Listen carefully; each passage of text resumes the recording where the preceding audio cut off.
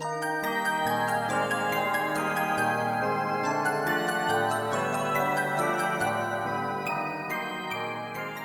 last month on the podcast, I did some Christmas Carol hot takes. I recorded them all as one episode and realized there was enough for two, so I did split them into two. I mentioned this on the bonus episode I released this month as well. There might be audio that's not as good as usual. It's something I would usually re record, but I wanted to keep the stream of consciousness nature of what I was doing. It's funnier if you just hear it as it originally happened, so apologies in advance for the one or two times that happens over the course of this episode. But I wanted to keep the gradual ridiculousness of it intact, especially when I'm getting through those reviews of some of the really, really weird 70s ones here. So this is going to be picking up with The Stingiest Man in Town from 1978 and all the way through Muppet Christmas Carol, and then I think it ends with some from An American Carol, the one I did for the 4th of July 2 years ago. I'll be reading negative reviews of popular versions and positive reviews of negative versions and everything in between just for laughs. So I hope you enjoy it. Okay, let's move on to The Stingiest Man in Town 1978, a movie that I truly think is really near the bottom of the list. And it's a Rankin Bass animated Christmas Carol, and I think it is, if we're just talking the script, not anything else, oh, it's bottom three, just in terms of the script, because it's really a terrible script. Anyway, there are some 5-star reviews of this, so obviously some people do like this. I wish the animation was better, but it meets my main requirement that it's short and stars someone I would enjoy as Scrooge. Definitely not the worst animated one. A lot of competition in that category. This is Walter Matthau as Scrooge. He's fine. I don't know. It's weird. 5 stars. Doggone it. Even Rankin Bass pulled off an amazingly emotional adaptation of A Christmas Carol. And to think it'd even help inspire Homer's vocal characterization in a way, if I recall. I assume they're talking about Homer Simpson? Alright, sure. 3.5 stars. Cool and heartwarming. Interesting that Rankin Bass got Walter Matthau to sing. Did they, though? They got it to rhythmically talk over music. Alright, let's read some bad ones. Never thought I'd want a nuclear blast at A Christmas Carol before. 1/2 star. Not gonna lie, took me 4 days to watch this, and it's 48 minutes long. Here's one I very much agree with. If you want an example of how to adapt A Christmas Carol all wrong, look no further than this pathetic attempt from Rankin Bass. Lousy songs, bad characters, the narrator is named B.A.H. Humbug, and subpar performances from an otherwise stellar voice cast. It is no wonder this didn't show up on TV as regularly as other Rankin Bass films. Yeah, I mean, there's so many classics. Then you get something like this, or when I mentioned Cricket on the Hearth earlier, also a Dickens adaptation. They didn't do Dickens very well, did they? I don't know how many people have nostalgia for those two. At least Cricket on the Hearth has... I'm not going to go down a whole rabbit hole here. Cricket on the Hearth has a single musical number that is the most bizarre moment in any Rankin Bass special. I'm pretty sure I can say that confidently. If you know, you know. All right, let's move on. The Rich Little Christmas Carol. This one is my least favorite. So far, this is my least favorite. It could be topped. I mean, I could find a worse one. Let's see what the 1-star and 1/2-star reviews have to say about this. Was Rich Little a laughingstock within his own generation, or has his repertoire of Al Hirschfield impressions become archaic and passé? Not only is his W.C. Fields impersonation inaccurate, but it is also atrociously unfunny. Meanwhile, his Paul Lynde mimicry is somehow less animated and priggish than the genuine article. The shivering gag is dreadful. That's when he sings Stayin' Alive. Since the technology wasn't even nascent, when Little is ricocheting off on the other polypragmatist characters, they are brazenly not even in the same spatial relation or composited next to each other, which invalidates the illusion. The Karnak the Magnificent joke with the envelope is hugely telegraphed. Yeah, it's terrible. It's not funny. The timing is horrible. Let's see. 1/2-star review. Cancer is funnier. 1 star. This is the first review which I have gone back into the archive to review, because I hate it so much. Rich Little, for those who don't know, is somebody who managed to make a career out of doing impressions despite being objectively very bad at them. So if you'd like to see a version of A Christmas Carol stuffed with really bad jokes and aggressively terrible timing, with each character played by a charisma sink doing an impersonation of somebody significantly more charming, well, I can't help you, but here it is.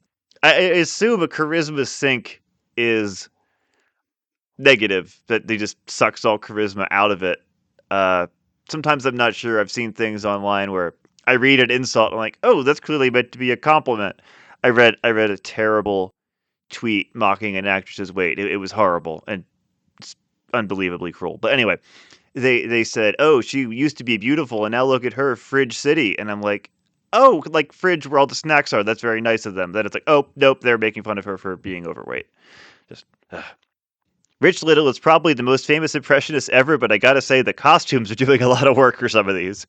His Johnny Carson is alright, but his Groucho is terrible. His Oliver Hardy is a disgrace.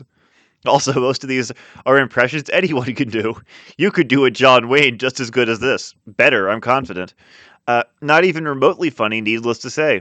At one point, he dresses up as Inspector Clouseau and just does Clouseau bits. Why am I watching Pink Panther fanfiction? Rich Little is 87 and still performs in Vegas. Does he still do George Burns? Does he do any newer celebrities like Trump or I don't know, Arnold or I don't know, Jack Nicholson? I actually believe I read he was disinvited from The Tonight Show with Johnny Carson for not doing any new impressions. It's very funny because now the man's 87 and like still wheeling out. You kids remember W.C. Fields?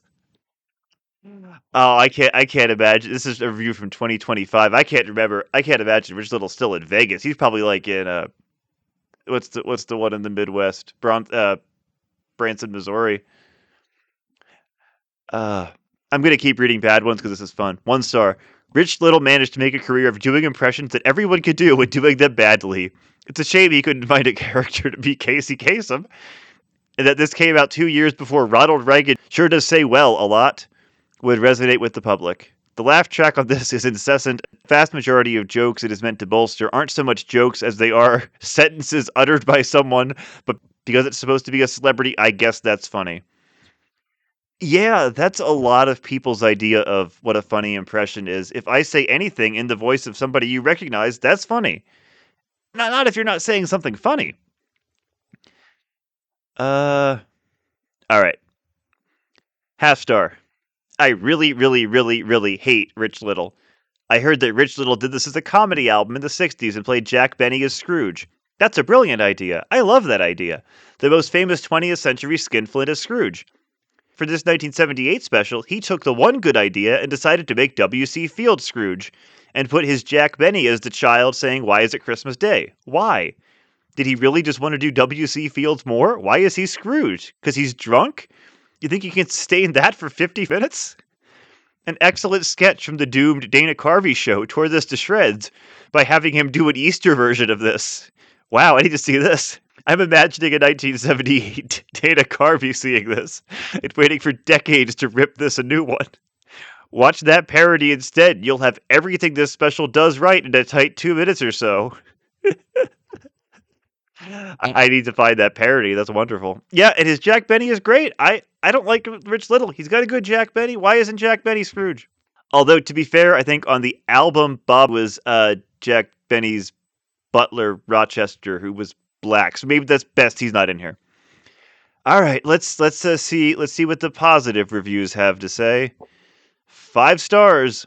I love this movie. I've watched this every year and even wrote to Rich Little years and years ago to thank him for this comedic genius, and he wrote back. All right, thank you, Rich Little's burner account. 4.5 stars. My friend Za told me about this, and I just had to check it out considering it was on YouTube. I love anything Christmas Carol, but watching this little gem with all these wonderful impersonations just gave me the boost I needed for a lack of any new carols in my life. What a wonderful thing, a new holiday tradition. All right. And there's one, this is funny, where they decided to rank every Rich Little impression in this movie. They said Johnny Carson was the best. Richard Nixon, Truman Capote, James Mason, George Burns, and John Wayne. At the bottom of the list, they've got W.C. Fields as the worst. This is a 5-star review, by the way, but they hated the W.C. Fields impression. And it's the one quote, "You hear for 99% of this abominable movie, W.C. Fields' estate should have sued. I should sue. Rich Little's still alive. His money's there for the taking. Let's all sue Rich Little. Merry Christmas." Yeah, we should. 5 stars, but I don't think so. I don't think you meant to give this 5 stars. But yeah, fair. Let's move on. This is Henry Winkler, An American Christmas Carol, a movie I absolutely love, and I don't think it's loved universally. People who know of it probably think it's an interesting attempt. I think on paper it's one of the best adaptations of the story, and of the modernizations I've seen, it's easily the best modernization. Let's see some 5-star reviews. This is one of the most underrated of all the Christmas movies. When it first came out, I think it was handicapped by people who just could not get past the Fonz playing a different role. I love A Christmas Carol, I love the story, I love the message. I have them all on DVD and watch each one every year at this time. Wow. This is the one I start with each time. If you get an opportunity to watch it, I highly recommend you do. Yeah, I agree. The most underrated, I'll say. I said that at the time. Still agree. Incredibly underrated. Henry Winkler is the only actor who is incredibly believable as the young man and the old man when he plays both. 5 stars, one of the most genuinely haunting adaptations I've seen. Amazing.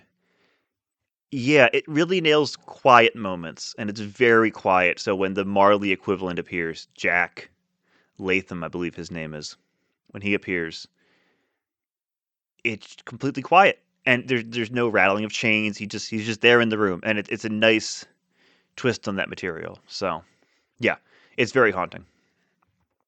Here's a 4.5-star review. Setting the story in the desolation of the Great Depression adds a layer of depth and nuance to Dickens' tale that I honestly feel really improves it. Winkler gives a great performance even through subpar special effects makeup and a terrible fake mustache. The mustache, if you're worried, it's only in one scene or two in the past.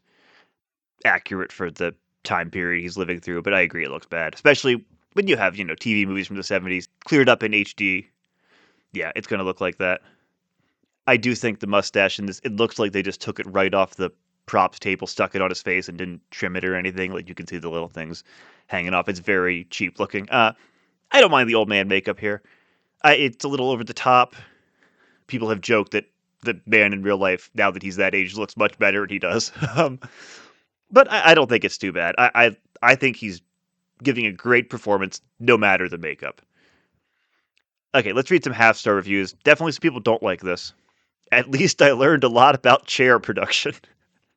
uh, yes, there's a scene in the past where Henry Winkler, working for the Fezziwig type character who wants to make everything by hand, Winkler brings in a chair that was made on an assembly line, which is an innovation at the time. And his Fezziwig character says, "Oh, it's not made with love." So there's a lot about, making things by hand versus making things by assembly line. So yes, that is the chair production. Half-star. I saw this movie when it first aired on network ABC, CBS, NBC television, presumably in December of 1979. I don't recall precisely why I hated it, but I do recall that I loathed it considerably. It's possible my judgment was then marred by the perfidy and relative bad taste of youth, but I'm not particularly anxious to revisit this in order to delve into my theoretical error. I just remember hating it. Can't argue with that. 1 star. My Little Mr. T. I didn't like this, but I might not be the part of the target audience. Let's start with the positives. I kind of like the ghost of Marley Latham and the ghost of Christmas Yet to Come. And the best scene, and basically the only one that has some heart, is the last one, where they are whittling wood. I did almost laugh when Slade brought out the shotgun at the sight of Latham. Other than that, it wasn't good. The acting is so-so and the pacing has issues. They spent 30 minutes or 1/3 of the movie in the past, trudging on about how terrible Slade was. In comparison, they spend about 10 minutes each in the present and future. It also seems like they're trying to be clever, but it just feels either flat or cringy. Slade feels like a terrible a-hole through most of the movie, without any kind of inkling of compassion, and just cold and flat. And that doesn't change even after the visits of the ghosts. He's giving back things, etc., but there's no heart or joy, basically only duty. It's not until the last aforementioned scene that it seems like he actually has a heart and compassion.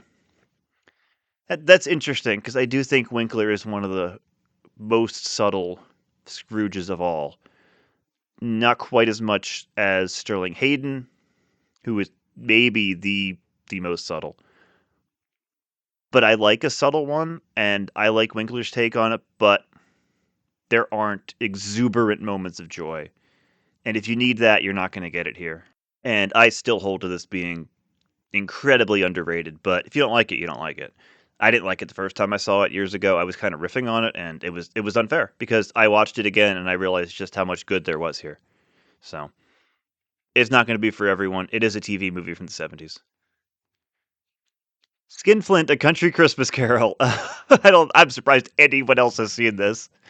Uh, General opinion seems to be what, and never heard of that one. Uh, let's see what the reviews have to say. 5 stars. I am a sucker for all versions of A Christmas Carol, and with Hoyt Axton as the lead and a jammin' 1970s country soundtrack, sold. Hoyt Axton's very good. Yeah, he's a very good Scrooge in this. That's the only 5-star review, by the way. Uh, Half star. 2.5 minutes in, a banjo starts. Singing begins. I knew I was in for a bad ride. Sadly, Skinflint joins the family of annoying musical adaptations of A Christmas Carol. This film screams novelty film. Without an immediate interest in late 70s country music, there's no real reason to sit down for this. That aside, the first adaptation to adopt a modern American setting from what I recall.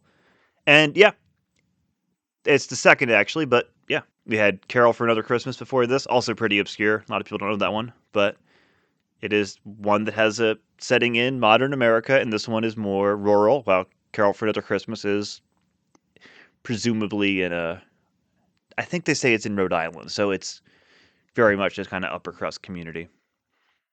2 stars. It definitely happened. Yep. 2.5 stars. Skinflint sounds like a disease, and this movie ain't far from being one. Yeah, I get it. 2 stars. Oh no, it's a country musical. It's not that bad. The music is way too loud, and that kid can't sing. That poor kid. I feel bad for him. That kid can't sing, but it's pretty well adapted with a decent enough Scrooge and a really good Marley that goes boo hoo ha ha, which was awesome. Almost all the ghosts are pretty good, actually. Not that accurate, but that's not really important. It's a twist, anyways. I know I might be delusional already from all these adaptations, but the scene that the Ghost of Christmas Past shows Flint of his past relationship felt surprisingly sincere, especially for this adaptation. Was fully expecting the Ghost of Christmas Yet to Come to pull out a guitar like every other character in this movie. He's for sure the worst of the ghosts in this movie, holy shit. He just points at a TV with the silliest ass makeup I've ever seen. Yes, yes, yes, you are dead.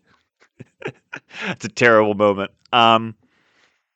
Yeah, mentioned Marley here. It's Tom T. Hall, kind of a legendary singer-songwriter of the country era, country genre of the time. And he's good. I like him.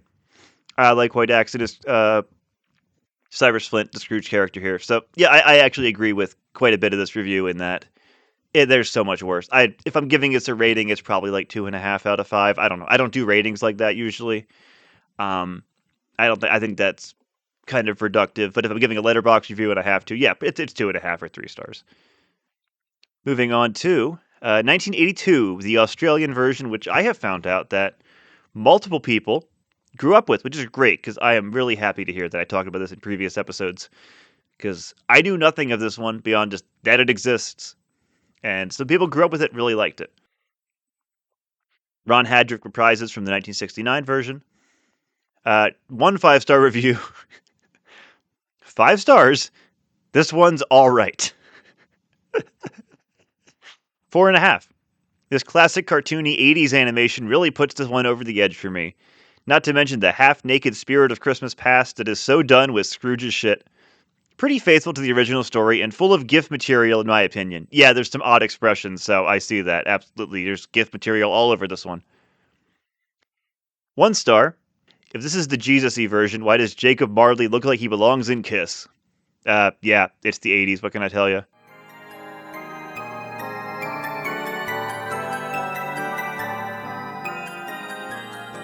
Want even more Scrooge, A Christmas Carol podcast? You can follow me on Patreon, and for as little as $1 a month, you can get access to all episodes 24 hours early.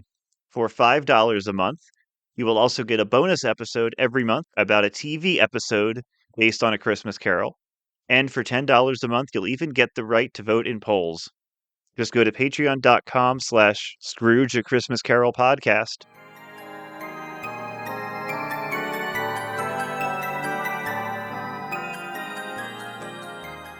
Moving on to Mickey's Christmas Carol, my first version, classic. See what some negative reviews say. It basically misses the point at every turn. Also, why is Goofy Marley? 1 star. Goofy as Marley is the weirdest casting in this, absolutely. 1 star. Way too fast, way too surface to really resonate on any level. Yeah, 25-minute adaptations are tough. It goes by really fast. I think it works for kids. I think it's a fun little short, but I can't argue with that, like I said with the Richard Williams one. 1/2 star. I had to watch this so many times while babysitting and would purposefully take extremely... I'm not reading that. Why'd I do that? Yeah, they talk about their bathroom habits, and that's not something I need to talk about. But yeah, if you watch something while babysitting, that's going to annoy you, yeah. I don't know why I pulled that review up for myself to read, because I don't find that something I'd want to share. 1/2 star. Bad pacing, historical... Wait. Historical inaccuracy. In Mickey's Christmas Carol, you take an issue with the historical accuracy of Mickey's Christmas Carol. They skip all of the good and important scenes. Scrooge is too kind. Small inaccuracies. Why does stingy Scrooge have 5 locks, 2 weasels instead of pawn shop, etc.? That's 2 different thoughts, not why does he have 5 locks and 2 weasels. I actually do like the redesign of Christmas Yet to Come. Come on, the Muppets did good, why couldn't you? Drink every time someone says worst adaptation. Finish your drink every time someone says, why didn't we just watch the Muppets? I enjoyed this 4.5 star review. This is my favorite version of A Christmas Carol, only because seeing Tiny Tim as a cartoon mouse instantly makes me realize the true meaning of Christmas. Great. Glad that does it. Scrooge's Rock and Roll Christmas, a true, something. Got a lot of negative reviews on this one. I don't think this one has a rating, but it was definitely negative. Love when something like this introduces someone who's in line to be a huge star, and then they never retained anything even resembling success, and literally just dropped off the face of the earth. Who is Bridget? I guess we'll never know. Not rock and roll at all either, BTW. Yeah, we're still looking for Bridget. My people are out on that one. We haven't found anything yet, but Bridget, if you're listening, we'll interview you on the podcast if you want to talk about it. 1/2 star, total garbage. If you think you hate Mike Love now, wait until you watch this. One of the more brain-dead and toothless network TV holiday schlock fests I've seen in a while. Everything here sucks. The band, the arrangement, the videography, the insane framing story, it's all shit. Bobby Goldsboro is particularly terrible, and the wet cat on his head is either a last-minute piece, or it's his own freshly dyed mop, soaked in coal tar and shellacked in place. Worth 5 minutes your time to see the great Jack Elam ham it up as Scrooge instead of a wall-eyed Western baddie. He's absolutely chewing the scenery here. Paul Revere and the Raiders do an excruciating reggae-inspired synthy version of Jingle Bells that makes me feel a little sick. Me too. Me too. Yeah, Bobby Goldsboro's hairpiece in this looks dreadful. They're not wrong on that. I didn't talk about that in the main episode. These aren't exactly hot takes. I just like reading bad reviews of the bad ones, too. 1 star. Mike Love sang Have Yourself a Merry Little Christmas, so I'm going to have a terrible one out of spite. Another one. Why is the evil Beach Boy in this? Edit. Makes sense. All right, let's see some positive ones. So this is a 5-star review. A film out of time. This 80s TV movie features holiday song interludes by artists that had their heydays back in the 60s. While pontificating about how currently relevant and popular they are. Their rock status is also in question. Still, if anyone can make Scrooge celebrate Jesus' birthday, it's the corny hymns of Three Dog Night, Mike Love at his most self-conscious about male pattern baldness, and a member of Jan and Dean, a lot of solo female vocalists who were falsely promised will become one-hit wonders eventually. And for street cred, Paul Revere and the Raiders. This is magically awful. So even the good reviews are bad. All right, Buccaneers or Scrooge, almost impossible to have any other thoughts on. So I picked this one because it opens with a line which is exactly the thought I had. 2 stars. No 5-star reviews on this one. No half-star reviews on this one. Barely any reviews on this one. Based on the title, I thought this would be a pirate Scrooge, maybe a mashup of A Christmas Carol and Treasure Island. So they also talk about sharing the jokes with Mickey's Christmas Carol. So we both watched this and had the same thoughts on it. But they suggest that maybe he was friends with Jim Henson, which I mean, that seems like a long shot. 2 stars. Church folk are at it again. This is a 25-minute adaptation of A Christmas Carol in which the only human is the Scrooge character. Everybody else is either a Muppet or a nightmare doll. Muppet is generous. The production is filled with the corny humor you'd expect from your local pastor that is sure to put the laugh of Jesus into your Christian beliefs. Since this is so short, the story feels very rushed, and you won't have any time to develop proper feelings for anybody except for maybe the smoke show school teacher. They're talking about a puppet. But this is mostly dumb unless you're into feral puppets or old men singing in their nightgowns. That's interesting that they're calling this a one for church folk, because I didn't catch any specifically religious messages in this. Maybe the Buckshot Show was Christian? I mean, it has that vibe. I didn't think it was Christian at all, but I mean, that's it's that level of production by all means. It's like, the Donut Man or something. All right, let's go to my favorite and read some bad reviews. George C. Scott, 1984.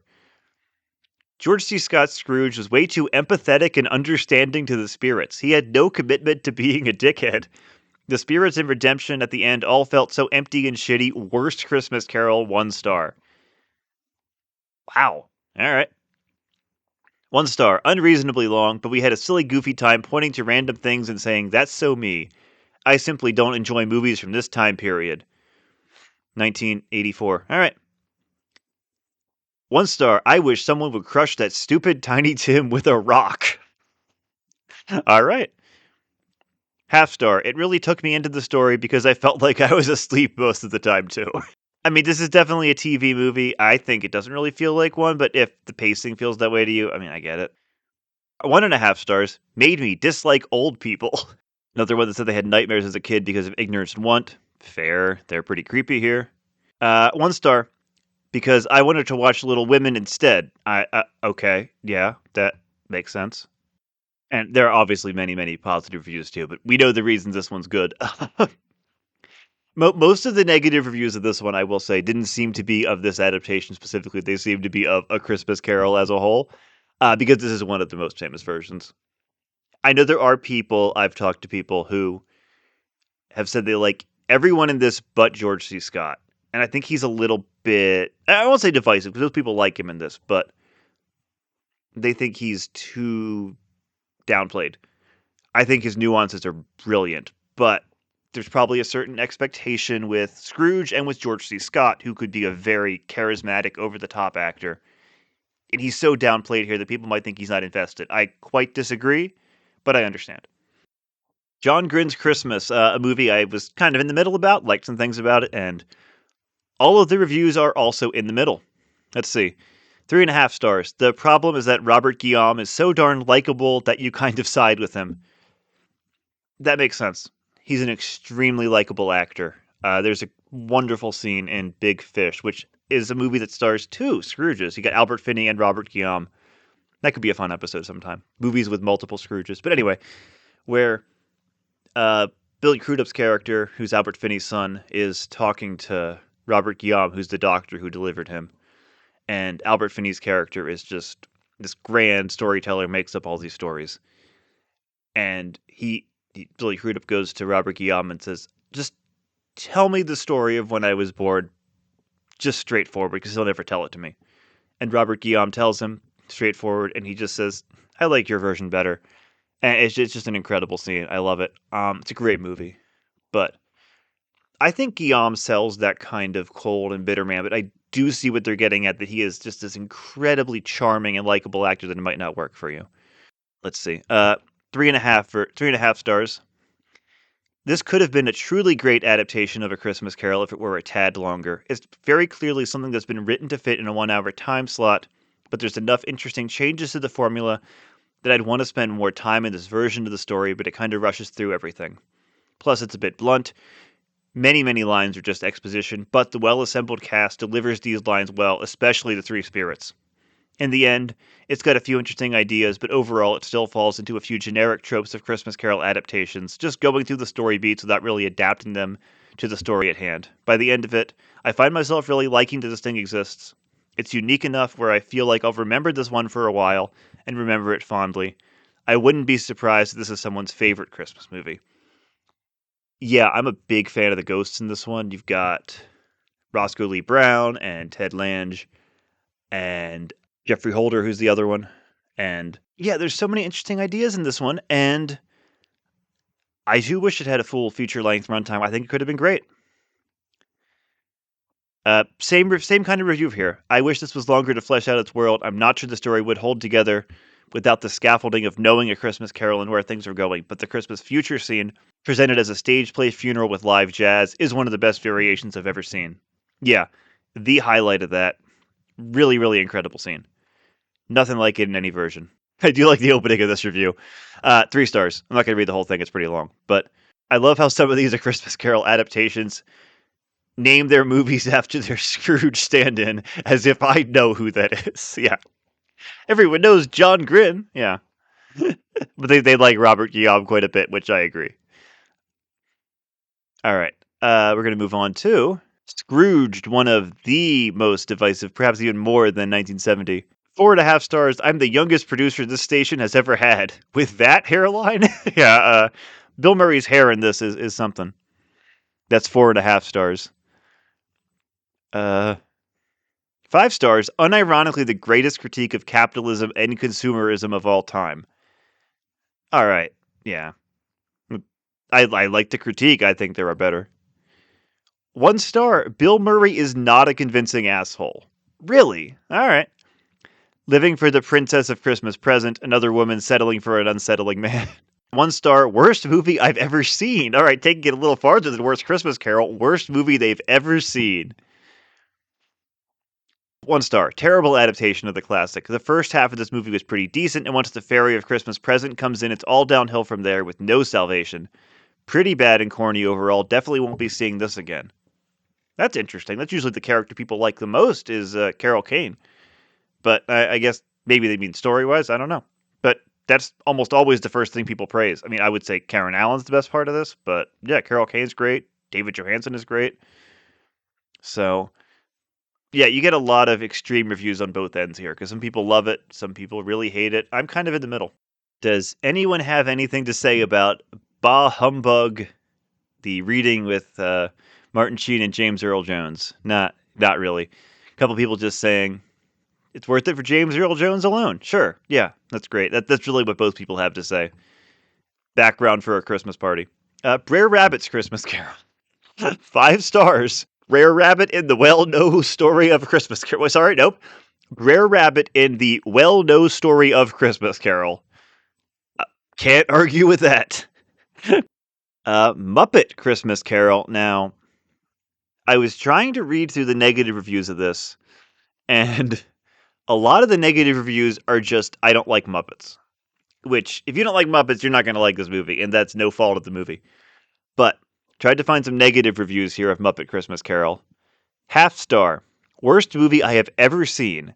I wish I could go back in time and stop myself from being born, because this is absolute trash. It feels like I was tortured while watching this. I would rather watch pigs have sex.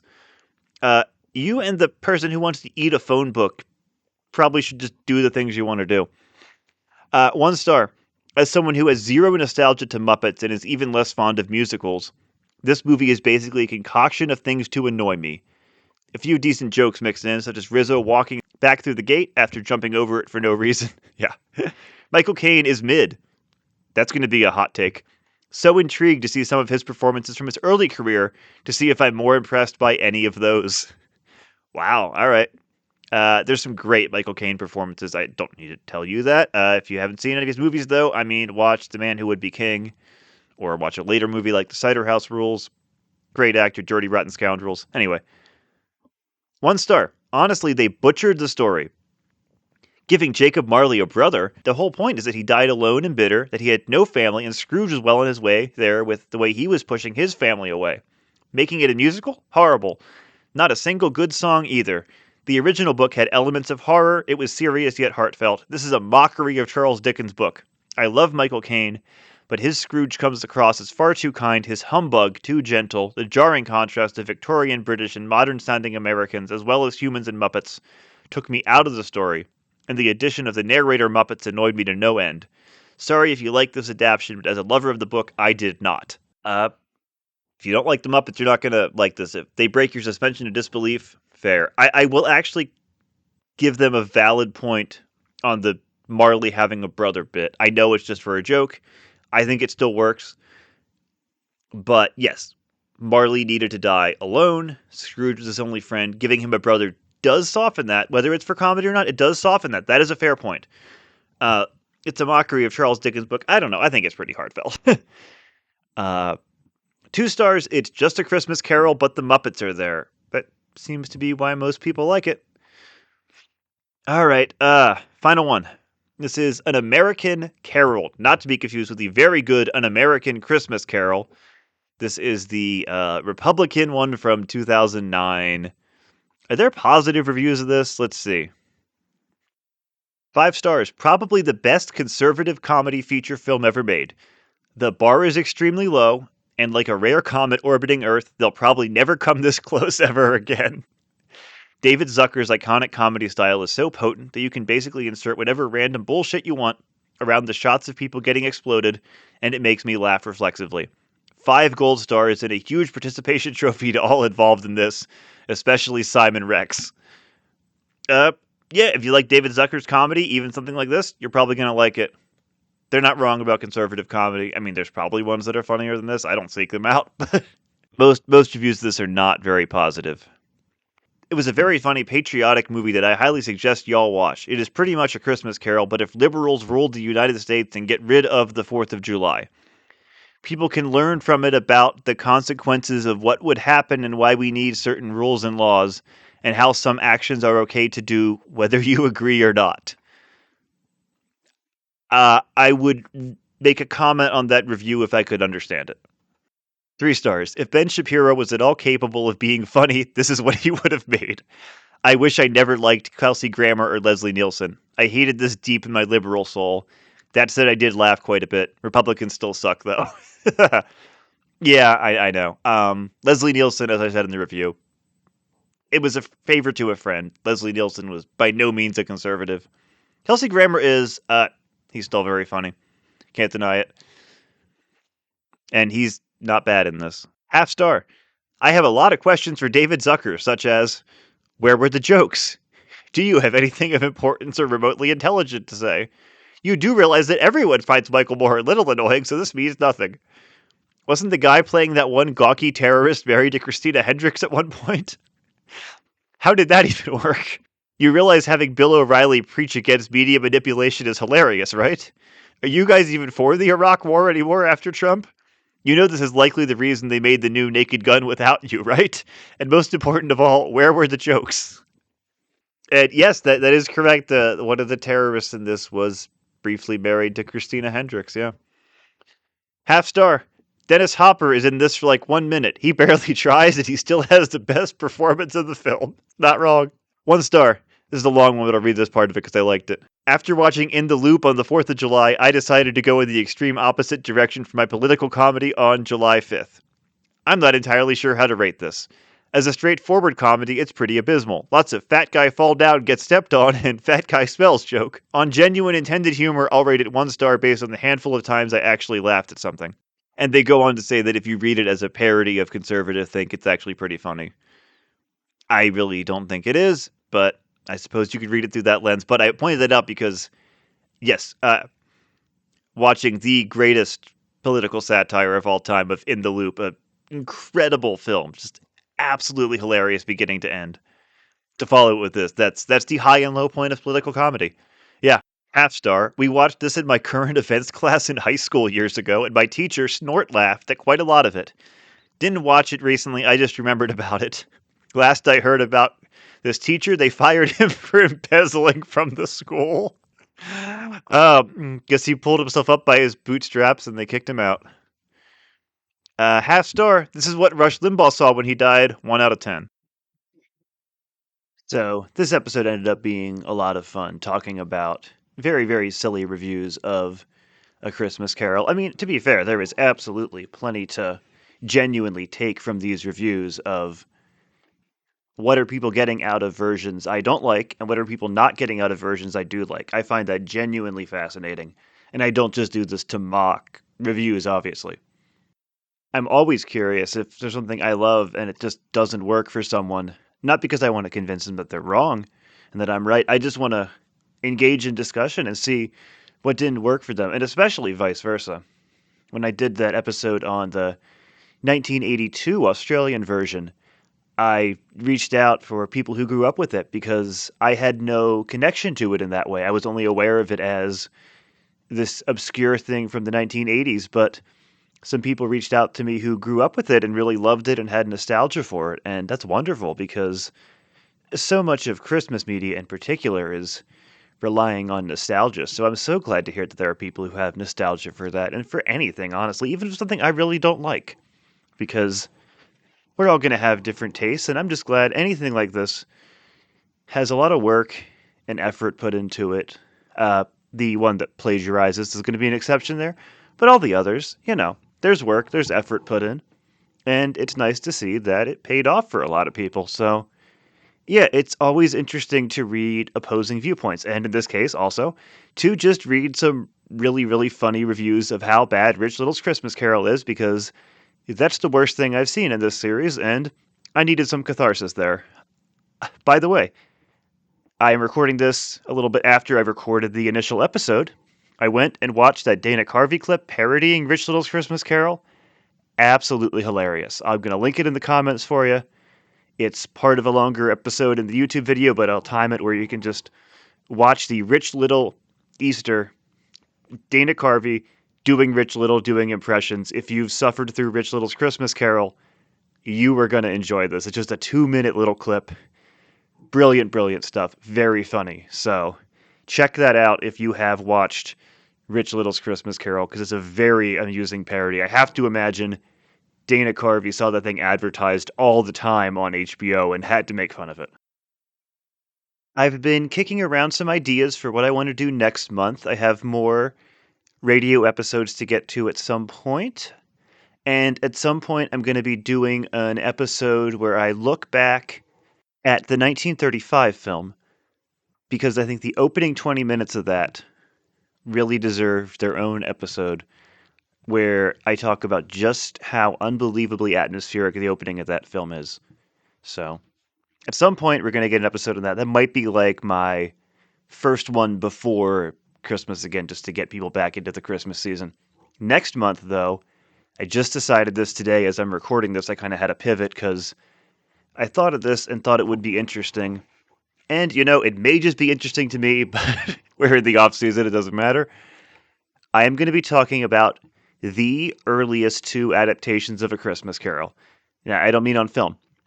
Talking about 2 different plays from 1844. So, the book was an immediate hit, and there were 2 competing play versions in London, and we have the scripts available. So, I am going to be reading those. I am going to be talking about them, talk about how the earliest days changed the material, adapted the material, and how it's continued to change over time. So yeah, next month we are talking about what I am quite sure are the earliest adaptations in any form of A Christmas Carol. Thank you for listening to this. I hope you've enjoyed it. Found some things to laugh at here. And thank you, as always, for listening to Scrooge, A Christmas Carol podcast. Scrooge, A Christmas Carol podcast is written, edited, and hosted by Colin Murr. Theme music is Christmas Day by TRG Banks. Leaving a 5-star review on Apple or Spotify, as well as liking, commenting, and subscribing on YouTube will be a big help to me. I'll be back next month with another episode of Scrooge, A Christmas Carol podcast. Until then, make sure to live in the past, the present, and the future, and ensure that the spirits of all 3 strive within you.